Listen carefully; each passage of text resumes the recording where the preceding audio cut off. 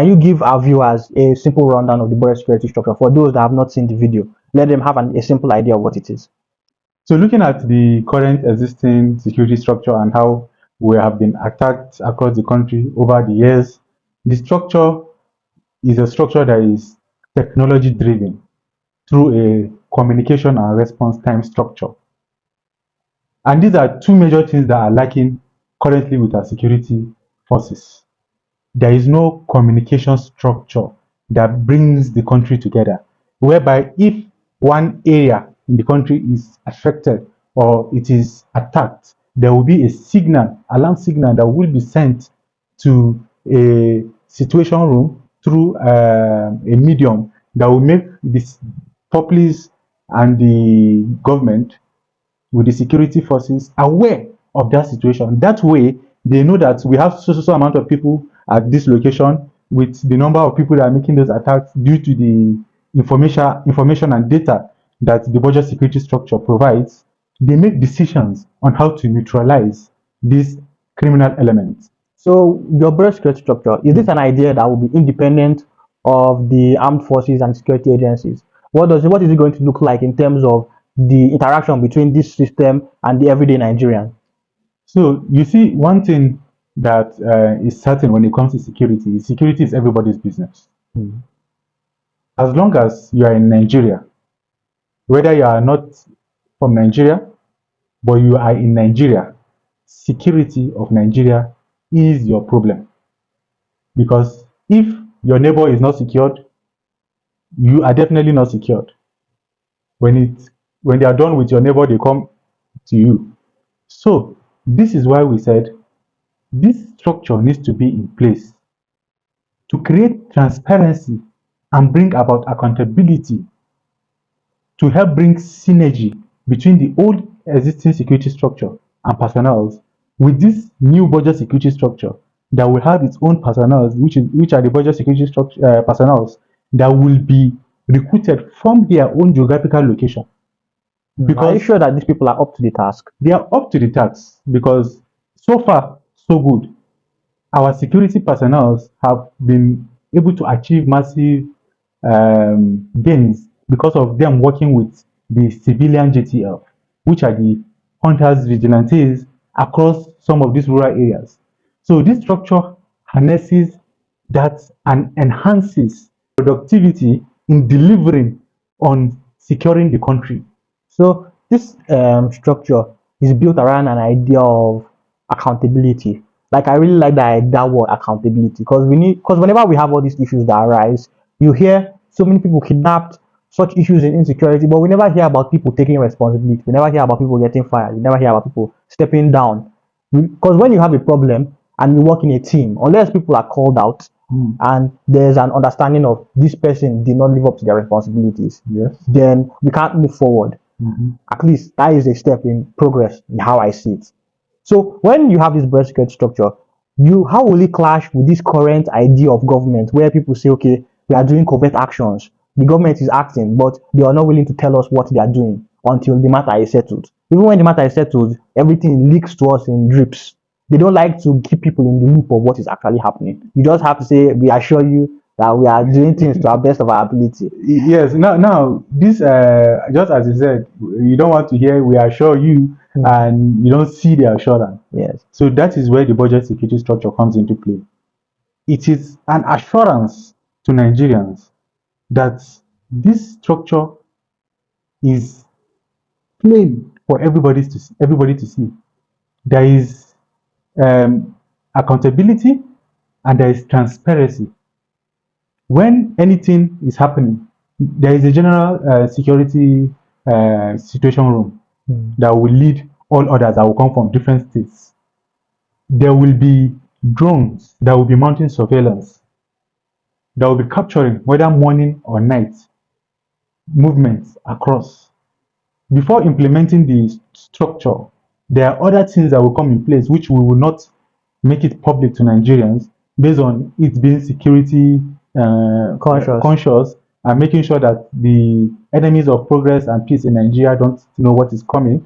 But in due time, once everything is in place, Nigerians can see that this is what the structure is in place. and there is nothing the criminal elements can do, rather desist from their actions of terror or face the consequences that the government will put ahead of them. And that actually brings me to this. Our President Ahmed Bola Ahmed Tinubu, needs to declare war on insecurity. Don't you think that they are already taking insecurity very, very seriously? If they were, things would not have gotten to where, or we won't see ourselves or find ourselves in this situation. Are you suggesting negligence, or is it an intentional act? Some say intentional, some say negligence based on Just an opinions. opinion. Exactly. Yeah. But we have seen time and time again that whatever the government was doing or have been doing hasn't been working. There has not been transparency, there has not been accountability, and something has to change. Yes, I think that that gap in trust is always a major issue when it comes to any public initiative in the country. Because the Nigerians always say, Nigeria help me online. You see, it's a common phenomenon where people, they throw themselves on the mercy of the country. They're expecting help. But there is this understanding in the back of our minds that the government doesn't always act in our best interest. But still, we are at its mercy. So that trust needs to be well communicated if you're going to actually get the full commitment of the people to support whatever initiative you're bringing up. So your system is going to rely majorly on community engagement, working with people on the ground, people taking an active interest in their own security. Do you think that that is going to clash with the mandate of security agencies, which ordinarily would have held those responsibilities? That is the beauty of this structure, because what it does is it creates synergy between the existing security structure and the budget security structure. And our personnel, both the existing security personnel and the structure personnel that will come up, will work hand in hand. The medium of communication is one. Yeah. The hierarchy, the channels of communication is one. The channels of response is one. They are to help one another in information, data collection, sharing intelligence. Those budget security personnel, they are the ones on ground at the grassroots. So they give information. Where information is being given, the surveillance, the use of drones, the UAVs will be the ones to help confirmation. So that even if there needs to be an airstrike from any drone, there is confirmation of who those people are. Yeah. Unlike when some people were bombed in Kaduna the other time, the drone just had aerial view, it didn't have confirmation of who they were, and they ended up bombing civilians in the process. We are in the 21st century, for God's sake. Modern warfare has changed. It is not just about boots on ground. It is about technology you have to help those boots on ground. And they have to work hand in hand to deliver and eradicate insecurity.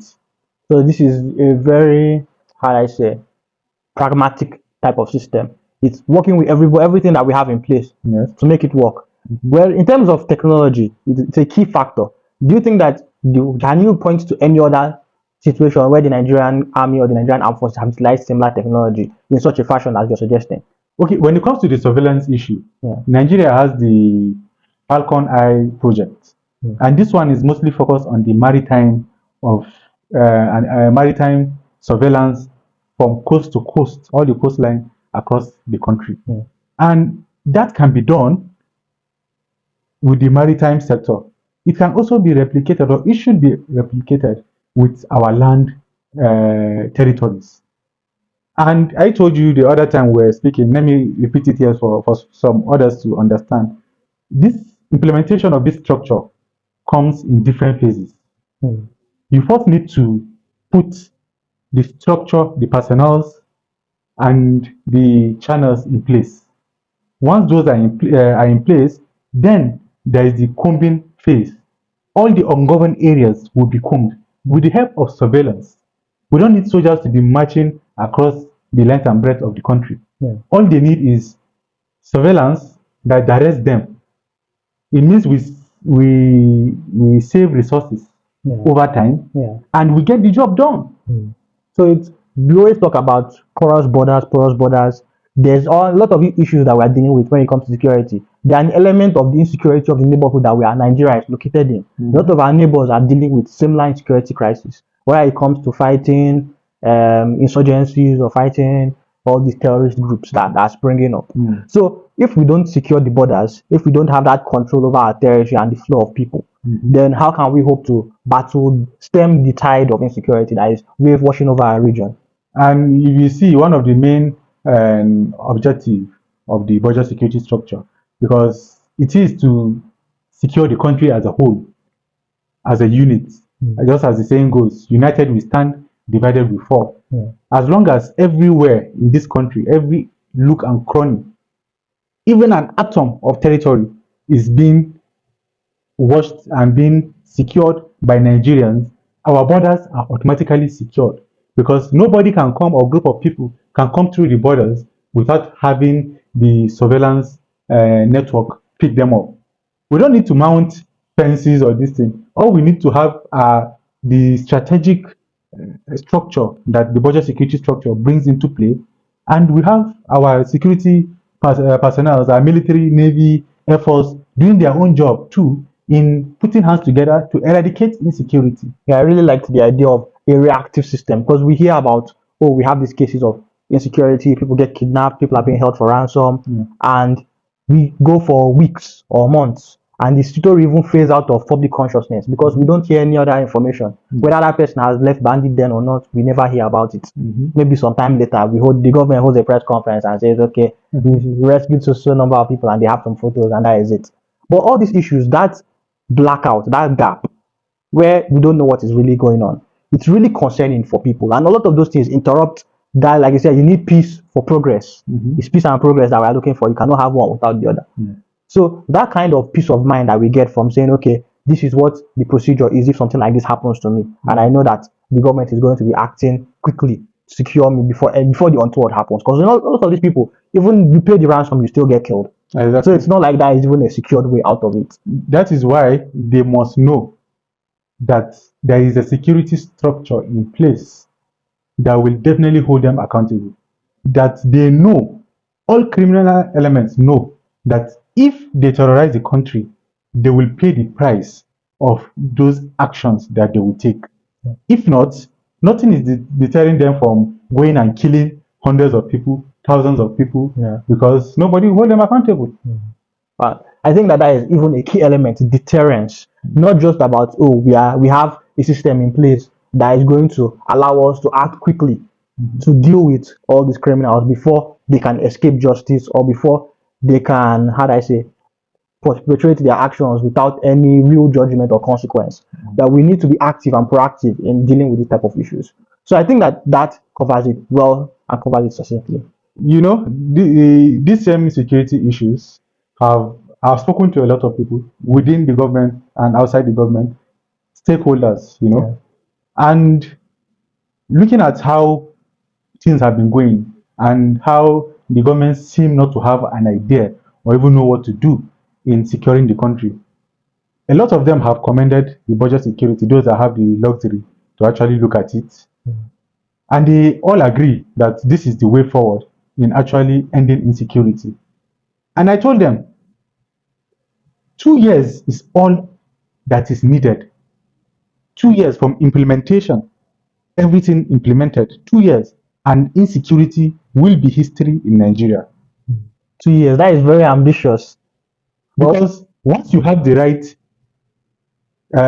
channels in place, you start curbing these issues. You start making sure that people are getting, are accounting for their acts of terror. The Minister of Defense said, over 7,000, or is that about 7,000 criminals, terrorists have been caught. They have been arrested for the past 1 year. Nobody has prosecuted them. Nobody has gone to jail. Nobody has shown, or we don't even know their fate. And this will be what gingers others to say, we know that nothing will happen at the end of the day. But when they face the music, by the time they are committing it, they don't even get room. Those that surrender get the mercy and face the music. Those that say they will not surrender, that they just want to see the end of this country, then Nigeria will tell them that they will be the ones to end, not Nigeria. Yes, expedited justice is always preferable. Yes.